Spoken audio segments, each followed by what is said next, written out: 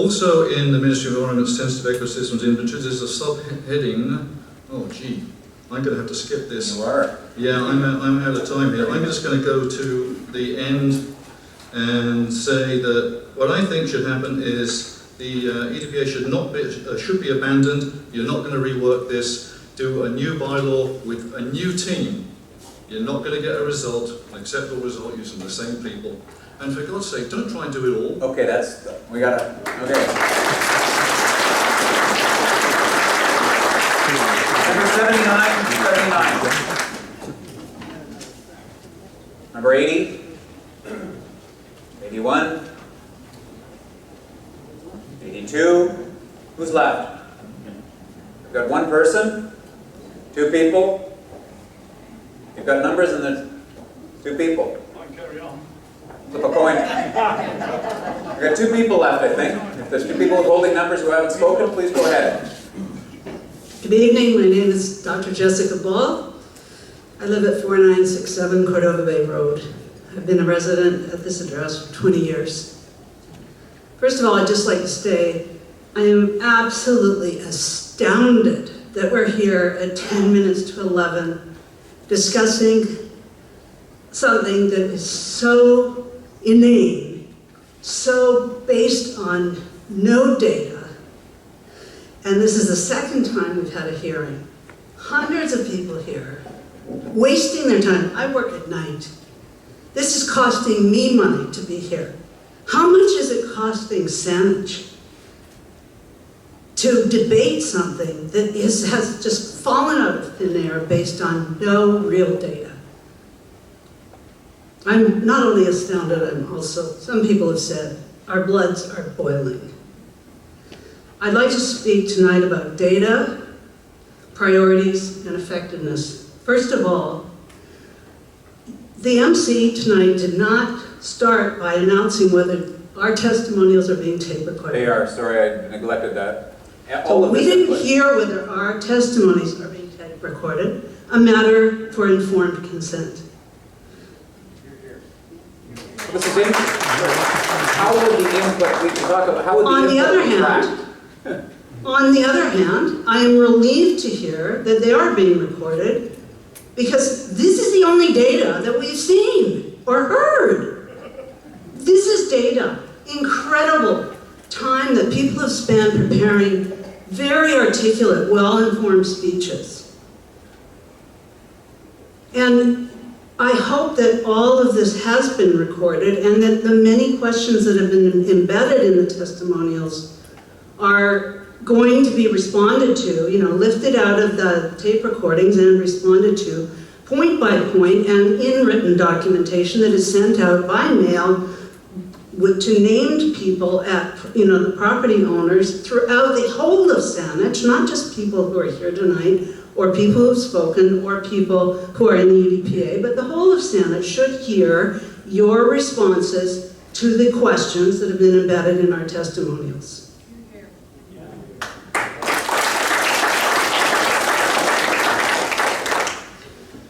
I also want to say that I don't appreciate hearing last town hall and last council meeting and this town hall, that those of us who have properties in the EDPA, and my property is 100% in the EDPA, that we don't care for nature. This is extremely offensive. I'd like to say personally that since 1995, I've been a card-carrying member and strong financial supporter of several organizations whose mission it is to protect the environment, including the Western Wilderness Committee, Greenpeace, the Nature Conservancy, the Dogwood Society, and most importantly, the local Habitat Acquisition Trust. I care about the environment. I've been a tree hugger all my life. I was one of the first organic farmers in the Fraser Valley. Since my young adulthood, I've been growing organic vegetables. I was trying to sell organic food to the only health food store in Vancouver in 1967. So make no mistake, I am an ardent proponent of environmental protection. We have to wonder if Saanich Council is an ardent proponent of conservation because it exempted itself from the EDPA.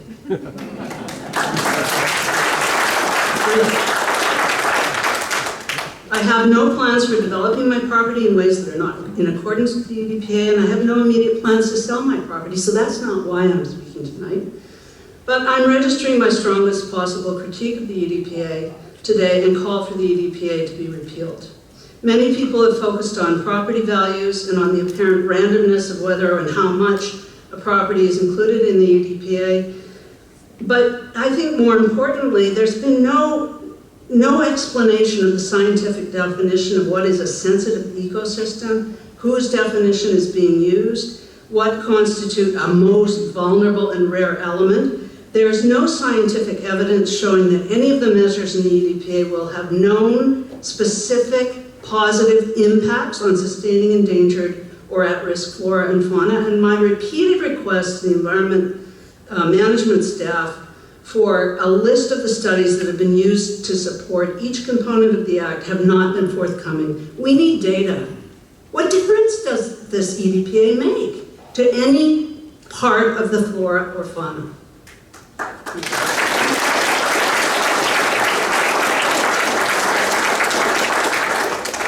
Could be the last speaker. Thank you. My name is Ken Johnson. I reside at 3904 Landis Place and have lived there for about 35 years now. And my property backs onto what is described as an isolated woodland watercourse or water body with a 10-meter buffer. The 10-meter buffer is my property. The isolated watercourse wetland has always been there. And it's only a wetland, by the way, because Saanich has a 2.5-foot diameter storm sewer emptying into it. It was farmland before they put in the storm sewer, but now it's called wetland.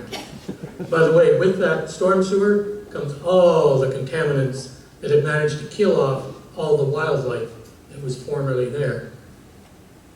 I was there when they put this subdivision in the early 1970s. I didn't have the property, but I was involved in construction at that time. And in order to put the property in, they had to, of course, get an easement across the backs of the properties. So underneath my 10-meter buffer zone lies the sewer easement. Is Saanich going to come along one day and say, that has to be restored to its natural element? I don't think so. It's under 10 feet of dirt. Now, I'm not going to move, not in the next 20 years. If I do, they'll have to pack me out in all probability. But I think that Saanich needs to look at this very carefully. About a month ago, Margaret Macmillan, a noted historian, was in the city. And she gave a lecture at the Royal Theatre on History's People. She was part of the CBC Macmillan series, if I remember correctly. And her speech was on hubris and how people get into a certain attitude and a certain position, and because of hubris, can't get away from it. And I would urge council and I would urge staff to look at their positions very carefully and consider the fact that too much hubris can cause problems. Thank you. Thank you.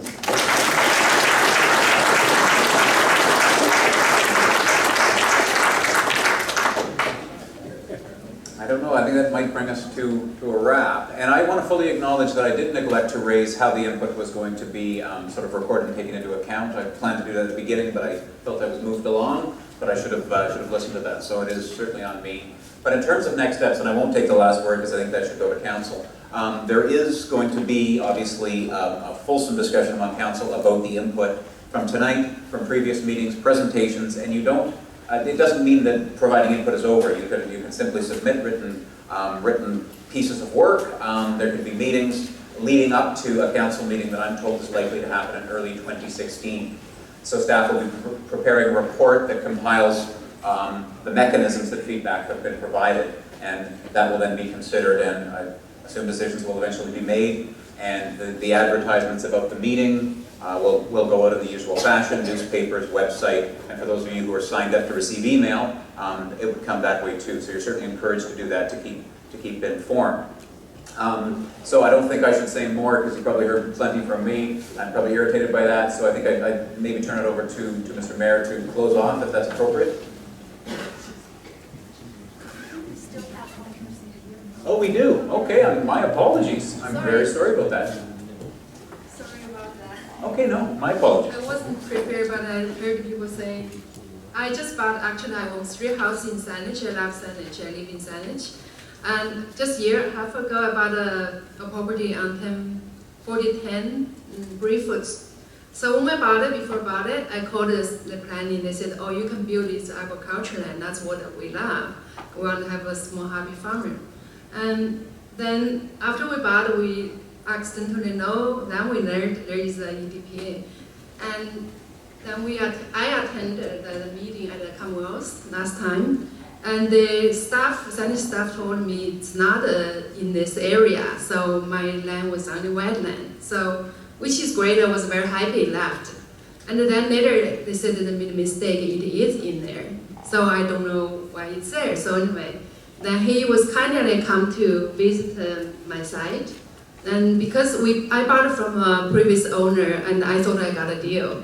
I'm telling you now, I have the experience. The property was listed $750,000. I paid $480,000. So I was very happy to buy this deal, and I wanted to build my house there.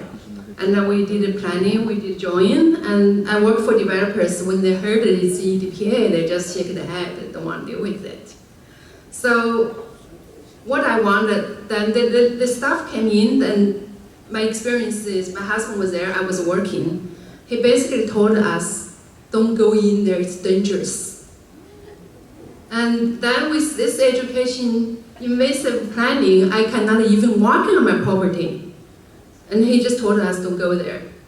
So what the purpose we have this piece of land, we should work more, and we are not withholding building, because what the purpose to live on this wetland with a whole bunch of blackberry bushes, I couldn't even see through falling trees, and we couldn't do anything on there. So we regret to buy this. It's $500,000 still, and to build this is over $1 million.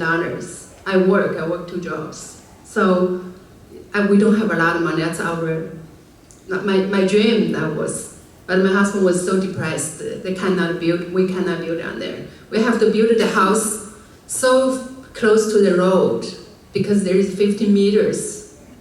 Other than that area, the area was in the center of the 1 acre. I couldn't build a house I like. So I'm here, just wanted to tell people who don't trust the drop the value. If I can sell the land, I will sell the land. You know, I have 3 houses in Saanich, but that's the property. The property has this limitation, couldn't do anything. So I hope to have more education, and I hope to have a proper, what I want to do is to have a farm, a happy farm, for my family, for me, for the next long time, 45, 50 years, I think I will live, and for my kids as well. Thank you for listening. Thank you.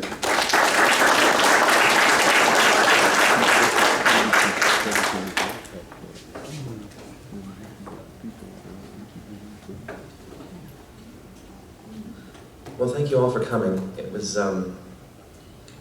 it's a somewhat humiliating experience to be here, to listen to all this, because we're legislators, and it's our job to create the laws that operate at this level and to make sure that they're just laws and they work well for people. It's very difficult to hear this, what I've heard tonight, and I want to reserve a lot of my comment for after the next stage, but I feel that I need to say something now given what's been said. A lot of what has been said tonight has been characterized as concerns, but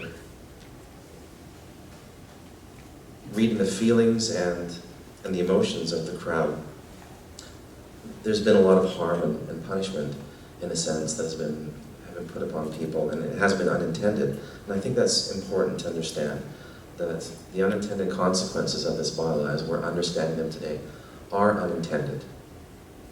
And it was not the intent of Saanich to have this outcome.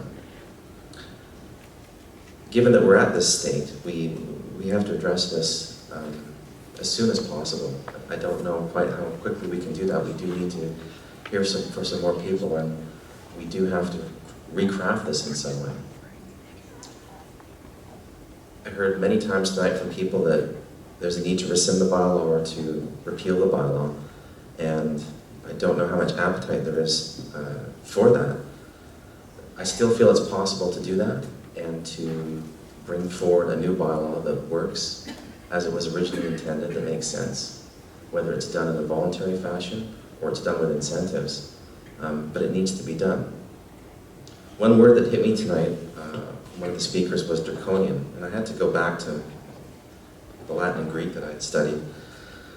And Draco was the first recorded legislator of Athens in ancient Greece. He replaced the prevailing system of oral law and blood feud by a written code to be enforced only by a court. Draco's written law became known for its harshness, with the adjective draconian referring to similarly unforgiving rules or laws. I think society works best at a higher level of understanding, of compassion, and with common sense. And when we hard code things into law and we put the common sense aside, and we don't always have a sense of this, but we can get to a point sometimes where we do get this sense, it becomes very difficult to operate in society. It becomes very difficult to enjoy ourselves and to move forward with our lives. Sometimes the laws aren't good laws, and in this case, I think at this moment in time we have a bylaw that's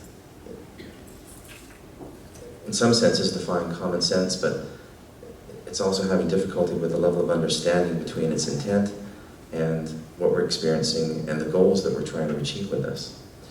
So it's the intention to have another meeting to hear the rest of the voices that left tonight and that weren't able to speak and to register. And I hope that as a council that we can come together and bring the information that has come forth tonight, bring it together with our staff, and to make this bylaw work for you. That is my pledge.